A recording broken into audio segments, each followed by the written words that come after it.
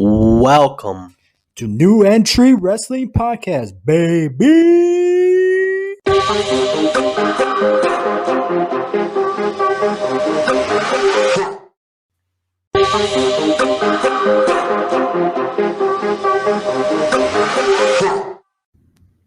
Welcome back to New Entry Wrestling Podcast. I am your host, Sexy Ian, with my co-host, Eva. What it do, baby? Hey Ian, how you doing, man? I'm all right. Oh, that's good, man. What's going on, man? How was your Thanksgiving? It was good. Had some mac and cheese. I'm vegetarian, so I just ate some like mac and cheese and mashed potatoes, I guess. That's it? And some bread. Yeah, I just stopped up on that, Well, normally on the weekends is my cheat day, but I kind of like took Thanksgiving, Thursday, my cheat day. Yeah. Gotta go back on my diet on Sunday, which is today. But I broke my diet. I had a pizza. Oh, wow. But yeah, that's all right. But anyways, we are here to continue with part 2 of the Undertaker tribute, I guess you could say, right? Mm-hmm. Or the anniversary, the 30-year anniversary of the Undertaker. We're not going to talk about Survivor Series because this is just for the Undertaker. I love the Undertaker, one of my top favorite wrestlers and WWE superstar. Like I mentioned in the Eddie Guerrero tribute, for my SmackDown, I was a huge SmackDown fan. I was Team SmackDown from 2000 to late 2000 all the way to 2010.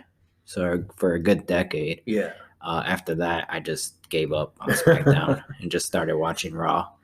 But yeah, for the Mount Rushmore of SmackDown is Eddie Guerrero, Kurt Angle, Edge, and The Undertaker. Because those are the 4 guys that are the main big reason why I watched SmackDown.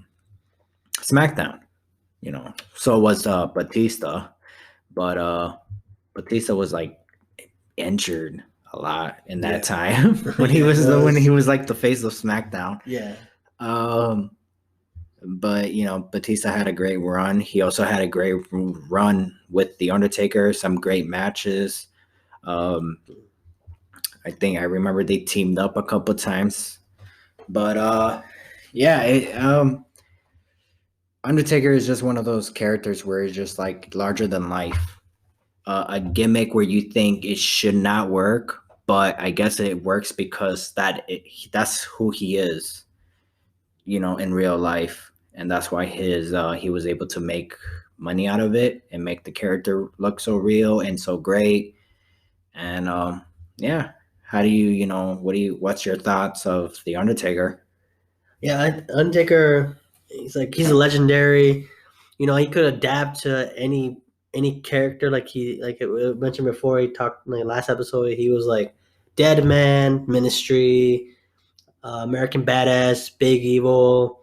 It doesn't matter which gimmick he had, he still was great. And even if you knew who he was as a character, you were still a fan of him, no matter what entrance music he came out to. And he always had the great entrance music. Which one was your favorite? For sure, the original ding, dum, dun, dum. Is it the one that he has now or the first one? The one he has now. Oh, okay. But the rock ones were not bad either. I like oh my gosh, I forgot what's it called, but the one with Big Evil where they're I'm kind of afraid to sing it because of copyrights and all that stuff. But yeah, they should just look it up. Yeah, look it up on YouTube or something. It's the one that he had in 2003, 2002, I believe. I can't. I think I can say the name of the title, right? I think so. Yeah. Okay. You're Gonna Pay. Oh yeah. That's the one. I just can't sing it, right? Yeah. Right. So, but that's the one I love. That's the one I still play, and the playlist I have on my playlist or on my Spotify. But and that's how we're on. We're on Spotify now. Yeah, definitely. Shout out to Spotify. True. Shout out to Anchor too. Yep. But yeah, I guess for this podcast, right, or for this episode, we're gonna talk about our top five favorite matches of the Undertaker, top each, and fantasy booking and fantasy dream matches, right? Yeah, definitely. And so, do you want to go ahead and get started with your list? Yeah, we could do. We'll do top five favorite matches, and then we'll do fantasy booking. All right. Okay, number five was actually the Undertaker versus Mark Henry at WrestleMania 22, April 2nd, 2006. It was my first WrestleMania, so I was actually there in person, and it was a casket match. So it was definitely like being there at WrestleMania, seeing Undertaker defend his streak in a casket match in person. Definitely top five. Obviously, the Undertaker won that one, so And the fact, yeah, actually, I watched that live too, but on pay-per-view. But yeah, that was. Don't get me wrong. I'm sorry, I didn't mean to like cut you off. I just wanted to say right. because let's go back and forth because Yeah. what I have to for my number five favorite Undertaker match was against Kurt Angle at No Way Out 2006. That was right before. So it was and because I kind of wanted that match when I watched that match, I'm like, why didn't this happen at WrestleMania? I understand, but Kurt Angle won. But did you watch the match? No, I don't know. They went for like 30 minutes. What? And the way how Kurt Angle beat him, the Undertaker had him in the triangle chokehold. And Kurt Angle rolled over, like basically like flipped and, covered him that way. So the Undertaker's shoulders were down, ref counted to 3, and the Undertaker was stuck. Like there was no way of getting out. So imagine if you had to go back and watch that match. So 1, you will enjoy that match. And 2, if you see the ending, you're going to be like, imagine if Kurt Angle broke the streak that way. Oh. That would have been like, oh my gosh. There'd been riots that everywhere. would have been so freaking sweet. That's in Chicago. Yeah, that's true. In Chicago, like what? But like if you have to go back and watch that match because if you see the ending, just think about it. Just don't watch it as like a No Way Out. Watch it if you were watching WrestleMania thinking like, oh my gosh, like that would have been awesome to break the streak. Yeah. But that match was great itself. So that's why the Mark Henry and the Undertaker, the match was good, but I was just so disappointed. I'm like, he should have faced Kurt Angle. Yeah. They should have closed WrestleMania. That'd have been good. And but I'm not gonna try to take too much away from it. That match was good, but it was just like I was just so upset that he didn't face Kurt Angle. Yeah. And I think for me it was more like me actually being there. That's why it probably was like my favorite, one of my top 5, because he was actually there witnessing it, history. And the fact that he picked up Mark Henry for a tombstone. Yeah. That was pretty. I was like, oh wow, that was pretty cool. That's when they made Mark Henry like super strong, right? All of a sudden now he could actually win before. He actually had a good 2-year run there. Yeah. But I think Mark Henry was out for like a few months, if I'm not mistaken. I think he was, yeah. He got injured for somehow. So I forgot what he got injured. Yeah. He also injured what's his name? The Undertaker and Batista. Oh wow. I don't know if it was the same year, but I think it was like a year later. Wow. I think Batista got hurt. Wow. Yeah, so go ahead with your number 4. Number 4 was the Undertaker versus Kane Inferno match, February 22nd, 1999. It was the first one, actually. I think the Unforgiven pay-per-view. Yeah. So when I first saw it, it was like, well, obviously it was brother versus brother. So you're like, oh my gosh, what are they doing? Was this was after WrestleMania, right? Before. It's in February. I think this was Raw. I think this is the one on Raw. There's 2. The Inferno match was on the first ever Inferno match happened in Unforgiven. Oh, okay. Because I remember I actually bought that DVD or VCH. Yeah. I remember it was like a cool concept, and it was scary too because it was real fire, Yeah. I was like, oh yeah, it's stage. Like, it's fire, right? Like, it's fire. Like, I mean, obviously you can make a fake fire, but you can't really fake someone. But this was like 1998, right? 1999. Nine. Yeah. Yeah, it's like I don't think they had that kind of technology. No, there was that no I know CGI of. back Yeah. then, probably, or the good CGI. But what's his name? But remember how Matt Kane's like arm was all covered up? Yeah, because we knew. Because that was the arm that was gonna get caught on fire. Yeah, we knew it too. I'm like, I know who's gonna win this match. Right. They're like, oh, why is his arm? If he's not gonna get on fire, why is his arm like wrapped up in like mesh or something? Or I'm like, oh, okay. How about you? What was number 4? My number 4 is gonna be, oh my gosh, The Undertaker versus Batista, Hell in a Cell, 2007, or Survivor Series 2007.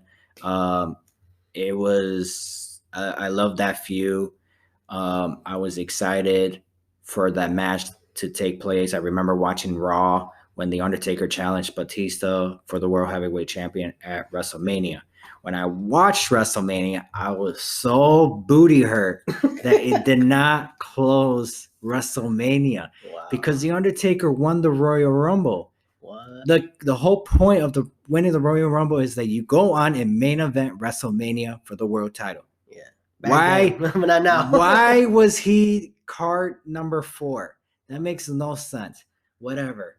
And then they went on and faced each other. What's it called? Backlash. Last man standing. All right, they're gonna close this one. It ended in first of all, they didn't close it.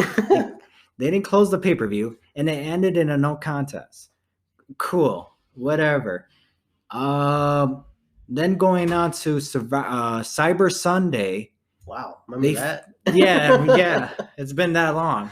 And they go on to Cyber Sunday, finally main evented a pay-per-view with Stone Cold Steve Austin being the special guest referee. The match was good. I really enjoyed it. If it was not for the Hell in a Cell match did not take place, this would be my top 4 because Batista won, and I actually wanted Batista to win when he faced The Undertaker at WrestleMania. I wanted him to break the streak. But don't get me wrong, it was kind of like a bittersweet kind of thing where it's like, not bittersweet. Well, yeah, because The Undertaker did win. But it was just one of those matches where you're just like, man, I want Batista to win because he's my favorite. But I want The Undertaker to win because he's my favorite. If Batista wins, I'm happy because he's my favorite. But then he broke The Undertaker streak, which I will be sad. Yeah. So it was just one of those things. But then they faced each other in Cyber Sunday. It was a great match. Batista hit him with not 1 but 2 Batista powerbomb to get to finally beat The Undertaker. And that was the one thing he couldn't accomplish, and he was able to do it. And then they went on to have a tiebreaker at Survivor Series in the Hell in a Cell. Unfortunately, the match was great. The ending was great. It was just how the ending happened, how Batista got the win, I should say, was, Batista put The Undertaker through a table, and then Undertaker kicked out. Taker hit him with Tombstone Power Driver. He kicked out. And then he hit him again, but this time on the steel steps. Oh. And you thinking, okay, that's it, done. But the returning Edge pulled his the referee's leg, and basically, I don't think people knew it was Edge until he pulled the ref's leg, and then the camera pointed at him, and then everybody's like, "Oh my God, Edge is he's back!" And he hit him with the he started attacking the Undertaker, hit him with the what's it called, like Conjericho. Haven't said that in a while. Conjericho. Yeah, on the steel steps. Ooh. So he grabbed Batista, put him on the Undertaker to get the 1, 2, 3 to go on. Can I go ahead and give you my number 3? Yeah, go ahead. My number 3 top favorite match with The Undertaker is Edge, because now this build up is to WrestleMania. Yeah. When The Undertaker faced Edge. Once again, just like Batista, Edge is my favorite heel and my favorite superstar of all time. Going against The Undertaker, where it's like, I want Edge to break the streak, but I don't want him to break it as a bad guy, Mm, you know? yeah. So I want The Undertaker to win. So it's just one of those things where I love, I love those kind of matches, where it's like, oh, I don't know who to root for. So, and then just the fact that Edge and The Undertaker, the one thing I always wanted was The Undertaker to main event WrestleMania against the people who I wanted to see. And I finally got it, got it with Edge. And the fact that Edge was my favorite superstar of all time, it was just like, it was a great moment and feeling where it was just like, I'm happy. Like finally I got something that I wanted. And it was kind of like, it was on surreal moment for me. Yeah. The match was great. And the fact, well, obviously, because it's on my top three, and just that, the closing act, the closing show, and the Undertaker walking away with the world title, and then they continue to have multiple rivalries and matches for months that point on. So, but yeah, I felt like I haven't even took a breath. That's good. Oh well, then that I'll give you my top three. My my top three one was the Undertaker versus Shawn Michaels, the last one, WrestleMania 26, March 28, 2010, the Streak versus the Career. It was the last match of Shawn Michaels. So it was important because obviously the streak was on the line. So it was good to see two legends. Pretty much these guys have been around since like the early 90s. These guys were like, on every show, the showstopper versus a dead man. This is actually their second time because they fought the year before on WrestleMania 25. Right. But this one had more ramifications. Obviously the streak was on the line, like always. But if Shawn Michaels lost, his career was over. And it was just a great match because they went back and forth. Shawn Michaels and Undertaker gave it their all. Shawn Michaels, I think he did the back. Was it this one he did the backflip and he hit the outside on the table, or was it the previous one? I confuse the two matches sometimes, but I know this was I know WrestleMania 26 was the last one he was at. The only one I can remember. Oh wait. So this is wait. What do you mean again? This was like Shawn Michaels' last match. Like this was his retirement. No, I mean the moonsault. Yeah, I think he got on the top rope outside, and he did a backflip to the outside. The moonsault. Yeah, the moonsault, and he landed on the table or something. Yeah, well, announce table. Yeah. This was 26 when Undertaker, but he landed on Undertaker's knees. Yeah, the one that Ric Flair moved out of the way. Or did I just say Ric Flair? Yeah, right? Ric Flair. Yeah, that was the one. Yeah. WrestleMania 24 is when he did the moonsault. Ric Flair moved out of the way, and that's where he like crashed and burned, and he hurt his ribs. But go ahead. Yeah, so this was a match where I was like, it was like you with Batista and Undertaker. Like, I wanted Undertaker to win because of the streak, but I wanted Shawn Michaels to win because he's a great wrestler, and he's like, I want him to continue wrestling. Right. But like at the same time, like, well, Undertaker's streak, I don't know. But I know Shawn Michaels, you know how wrestling is. Like, you retire, but you show up like 3 months later. Like, True. Nothing happened, I'm like, oh, it might be one of those things with Shawn Michaels. But I think Shawn Michaels stayed retired after that. So yeah, he retired for what?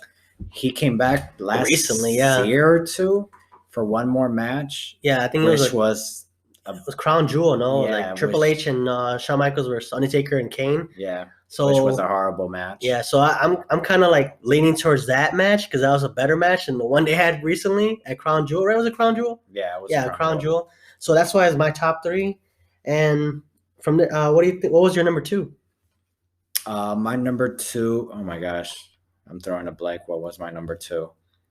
Yeah, you want to go ahead with your number two? Yeah, well, my number two was obviously I've talked about this before. Undertaker versus Mankind, Hell in a Cell, King of the Ring, June 28th, 1998. Come on, that one is not that one when he threw him off and like JR, good old like, JR. My God, he killed him. Right. No, go ahead, do it. My God, he killed him. I thought you were gonna say that. No. And then and it was a great match because Mankind or Mick Foley, he ended up going. Like, you think he would just like lay there and just be like, okay, it's over. And then Undertaker was like, oh my gosh, I just killed this man. Right. Like, you saw it in his face. If you zoomed into the video, if you have it on the network, you would see like, oh, I just killed this man. And then he went back and he choke slammed him off the cage. I was like, my gosh! And you see the tooth up his nose. Didn't Undertaker had a broken foot or a broken ankle? Yeah, I think he choke slammed Mankind Oh through the yeah, door, and then he got out. and then he stepped and he like hurt him. He like limped. Yeah, He hurt himself a little bit, but it was just yeah. insane. He How thought he crazy just that was. twisted it, but then when he went to get it checked out, apparently he broke it. Yeah, so that match, I mean, I love that match. Hopefully you guys love the match. It was like so surreal, and then Undertaker like almost killed Mick Foley or Mankind. So that was my number 2. All right. Well, finally remember my number 2. My number 2 is The Undertaker versus AJ Styles, the Phenomenal One at WrestleMania 36. We don't have that much time left, but obviously it wasn't a wrestling match. It was kind of like a movie action film kind of thing, and I love the build up to it. I feel like the build up could have been a little bit better, but for what we got in the end, I thought it was great. I enjoyed it. I'm glad they closed the show at WrestleMania. Once again, it's just one of those things. I love when Undertaker closes WrestleMania. Yeah, it's good. It's a good feeling. Yeah. And the fact that he did it with AJ Styles, and the fact that it was his last WrestleMania match against AJ Styles that we know of. But what a way to go out! That whole motorcycle and the flames, the ending, everything was great. I'm gonna go ahead. You want to give your number 1, or you want me to go ahead? I could go ahead. All right. Number 1 would be Hell in a Cell, Bad Blood, Undertaker vs. Shawn Michaels, October 5th, 1997. Epic is a standard. It was the first one. The first ever Hell in a Cell match. Yeah. So you could tell I'm a Shawn Michaels fan because I have 2 of his matches on here. So it's just like these guys just have good chemistry. It doesn't matter if they fought each other at this Hell in a Cell, WrestleMania 25, WrestleMania 26, Raw, SmackDown, whatever. These guys always brought a good match. And this first match, or this first Hell in a Cell match they had together, was just epic. I think it was when Kane debuted too, right, that day? Yeah. So it was just like memorable because you remember seeing Kane like, who's this guy? A lot happened that night. Yeah, it was just a lot of bunch of stuff. Yeah, Shawn Michaels got thrown off the top of the hell. Well, he was hanging. Yeah, and then he just fell through the table. Yeah, that was pretty cool. I'm like, whoa. And then Kane debuting. And he got, he tombstoned his own brother. Yeah, his own brother. Yeah. Did we know he was yeah, right. He did he's like, that must be Kane. Yeah. That must be Kane. Taker's brother. And Shawn Michaels won that match too. So it was like a lot of memories going on. Yeah. So I love that match. You guys should check it out. Definitely. So my number 1 pick is kind of similar to yours. It's the same guy. The Undertaker versus Shawn Michaels, but WrestleMania 25. Ooh, okay. The year before that. Yeah, it was just, again, that feeling of, oh my gosh, I want The Undertaker to win, but I want Shawn Michaels to win, but I don't want The Undertaker's streak to break. Yeah. So it's just like that back and forth, and once again, they went 30 minutes. And if you give that kind of time to The Undertaker, you'll be surprised of what he could bring to the table. And he brings the best out of his opponents. And Shawn Michaels did that. And they both stole the show, and they were match of the year. I understand why it didn't close WrestleMania, but it's, once again, like, imagine that would have closed WrestleMania. Yeah, that would have been fantastic. It would have been like legendary. Right. It still is. Yeah. But if they would have closed WrestleMania, it would have been great.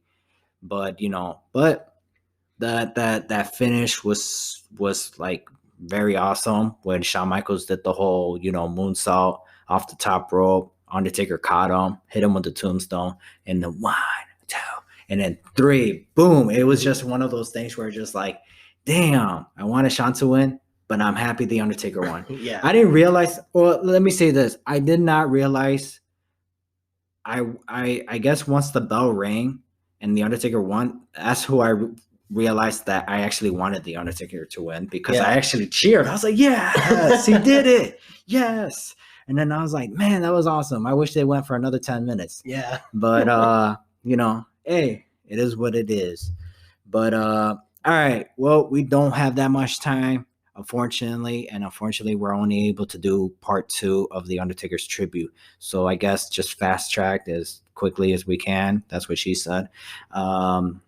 Fantasy matches. Fantasy matches. Who are your top 5 fantasy like match opponents? Oh my gosh, why can I not say it? Opponents of the Undertaker. Yeah, I would do Finn Balor, the Demon Finn Balor, Johnny Gargano, Okay. Adam Cole, Baby. Tommaso Ciampa. Oh yeah, I can see that.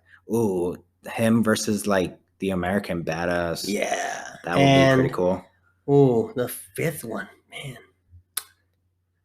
man, it would have to be. I don't know. I'll probably go more like who was that one guy? Dexter Lumis. Oh yeah. It's like okay, yeah. That I feel like that would be a good rivalry. Or Killer Cross, or whatever. Karrion Cross, yeah. not Killer Cross. Killer Cross was Indies. Yeah, I can see that. Yeah, that'd be great. So that'll be like my top 5 right there. I could exchange either Karrion Cross with Dexter Lumis. But that'll be my top 5. But well, for me would be Adam Cole, baby. That would be my number 5. I would love to see another match with AJ Styles, like an actual wrestling match. So that'd be the numbers, 2. Damn. I would say I don't know who else.